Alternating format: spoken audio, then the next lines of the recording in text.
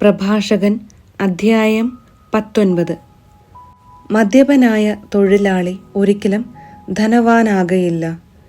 ചെറിയ കാര്യങ്ങൾ അവഗണിക്കുന്നവൻ അല്പാൽപമായി നശിക്കും. വീഞ്ഞും സ്ത്രീയും ബുദ്ധിമാന്മാരെ വഴിതെറ്റിക്കുന്നു. വേശ്യകളുമായി ഇടപഴകുന്നവന് വീണ്ടു വിചാരം നഷ്ടപ്പെടുന്നു.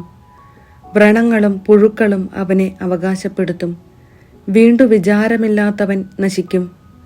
സംസാരത്തിൽ സൂക്ഷിക്കുക. മറ്റുള്ളവരെ എളുപ്പം വിശ്വസിക്കുന്നവന്റെ മനസ്സിന് ആഴമില്ല. പാപം ചെയ്യുന്നവൻ തനിക്കു തന്നെ തിന്മ വരുത്തുന്നു. ദുഷ്ടതയിൽ ആനന്ദിക്കുന്നവൻ ശിക്ഷിക്കപ്പെടും. വ്യർത്ഥ ഭാഷണത്തെ വെറുക്കുന്നവൻ തിന്മയിൽ നിന്ന് ഒഴിഞ്ഞിരിക്കും. കേൾക്കുന്നതെല്ലാം പറഞ്ഞു നടക്കരുത്. നിനക്കൊന്നും നഷ്ടപ്പെടുകയില്ല. മിത്രത്തോടായാലും ശത്രുവിനോടായാലും കേട്ടത് പറയരുത്. പാപം ആവുകയില്ലെങ്കിൽ അത് നീ വെളിപ്പെടുത്തരുത്. കേൾക്കുന്നവന് നിന്നിൽ വിശ്വാസം നഷ്ടപ്പെടും. ക്രമേണ അവൻ നിന്നെ വെറുക്കും. കേട്ട കാര്യം നിന്നോടൊത്ത് മരിക്കട്ടെ. ധൈര്യമായിരിക്കുക, നീ പൊട്ടിത്തെറിക്കുകയില്ല. രഹസ്യം കേട്ട വിഡ്ഢി പ്രസവ വേദന അനുഭവിക്കുന്ന സ്ത്രീയെപ്പോലെ ക്ലേശിക്കും. തുടയിൽ തുളഞ്ഞു കയറിയ അസ്ത്രം പോലെയാണ് ഭോഷന്റെ ഉള്ളിൽ രഹസ്യം. കേട്ട കാര്യം സ്നേഹിതനോട് നേരിട്ട് ചോദിക്കുക. അവൻ അത് ചെയ്തിട്ടില്ലായിരിക്കാം. ചെയ്താൽ തന്നെ മേലിൽ അങ്ങനെ ചെയ്യാതിരിക്കട്ടെ. അയൽക്കാരനോട് നേരിട്ട് ചോദിക്കുക. അവനത് പറഞ്ഞിട്ടില്ലായിരിക്കാം. പറഞ്ഞാൽ തന്നെ മേലിൽ അങ്ങനെ പറയാതിരിക്കട്ടെ. സ്നേഹിതനോട് ചോദിക്കുക. അത് മിഥ്യാപവാദമായിരിക്കും. കേൾക്കുന്നതെല്ലാം വിശ്വസിക്കരുത്. ആർക്കും തെറ്റുപറ്റാം. നാവുകൊണ്ട് ഒരിക്കലും പാപം ചെയ്തിട്ടില്ലാത്ത ആരെങ്കിലും ഉണ്ടോ? അയൽക്കാരനെ ഭീഷണിപ്പെടുത്തുന്നതിന് മുൻപ് അവനുമായി സംസാരിക്കുക. അത്യുന്നതന്റെ നിയമം നിറവേറ്റാൻ ഇട നൽകുക. യഥാർത്ഥ ജ്ഞാനം. എല്ലാ ജ്ഞാനവും ദൈവഭക്തിയിലടങ്ങുന്നു. ജ്ഞാനത്തിൽ നിയമത്തിന്റെ പൂർത്തീകരണമുണ്ട്. തിന്മയിലുള്ള അറിവ് ജ്ഞാനമല്ല. പാപികളുടെ ഉപദേശം വിവേകരഹിതമാണ്. നിന്ദ്യമായ സാമർഥ്യവും ഉണ്ട്. ജ്ഞാനമില്ലാത്തതുകൊണ്ട് മാത്രം ഭോഷനായിരിക്കുന്നവനുമുണ്ട്. നിയമം ധിക്കരിക്കുന്ന ബുദ്ധിമാനേക്കാൾ ഭേദമാണ് ദൈവഭയമുള്ള ബുദ്ധിഹീനൻ. സൂക്ഷ്മവും എന്നാൽ അനീതി നിറഞ്ഞതുമായ സാമർഥ്യവും ഉണ്ട്.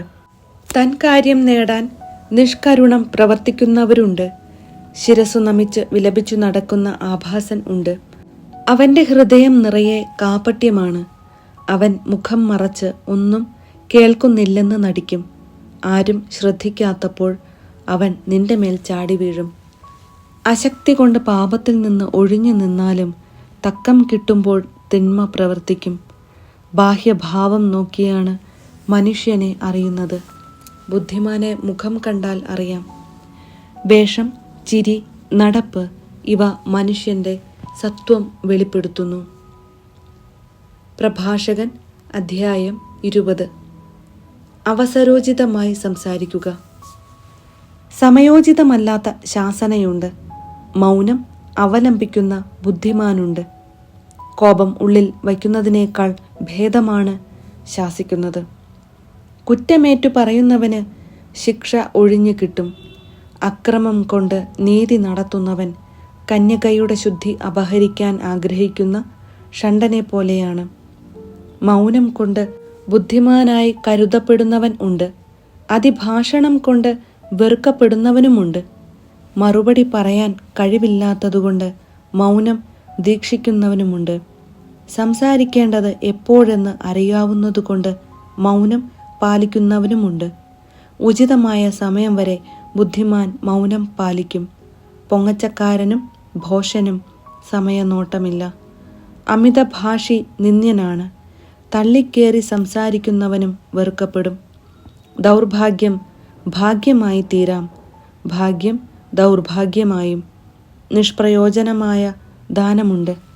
ഇരട്ടി മടക്കി കിട്ടുന്ന ദാനവുമുണ്ട്. അവമതിയിലേക്ക് നയിക്കുന്ന ബഹുമതിയുണ്ട്. താഴ്മയിൽ നിന്ന് മഹത്വത്തിലേക്ക് ഉയരുന്നവരുമുണ്ട്.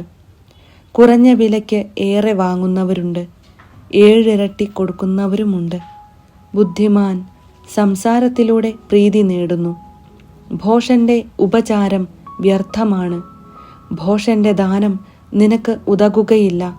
അവന്റെ പ്രതീക്ഷ 7 ഇരട്ടിയാണ്. അവൻ അല്പം നൽകുകയും അധികം വീമ്പടിക്കുകയും ചെയ്യുന്നു.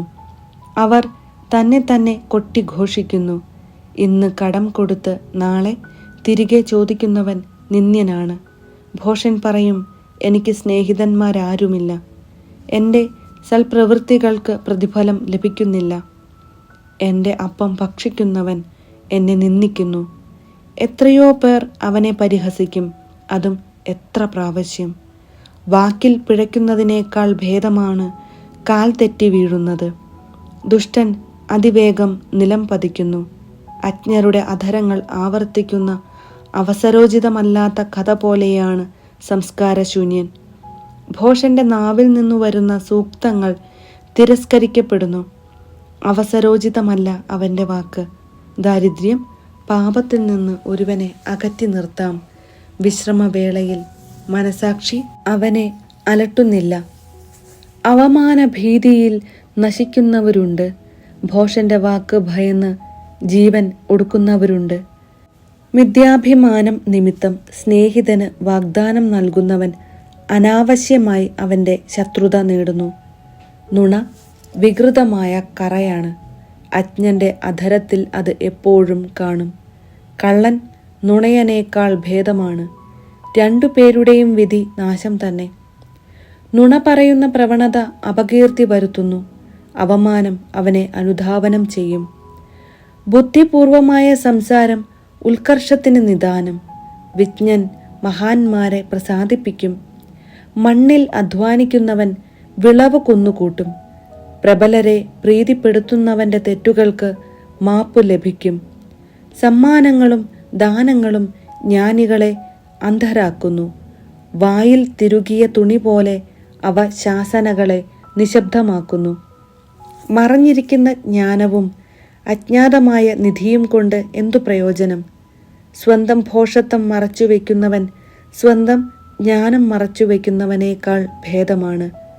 കർത്താവിനെ തേടുന്ന ദീർഘക്ഷമയാണ് അനിയന്ത്രികമായ ജീവിത സാരഥ്യത്തേക്കാൾ ഭേദം.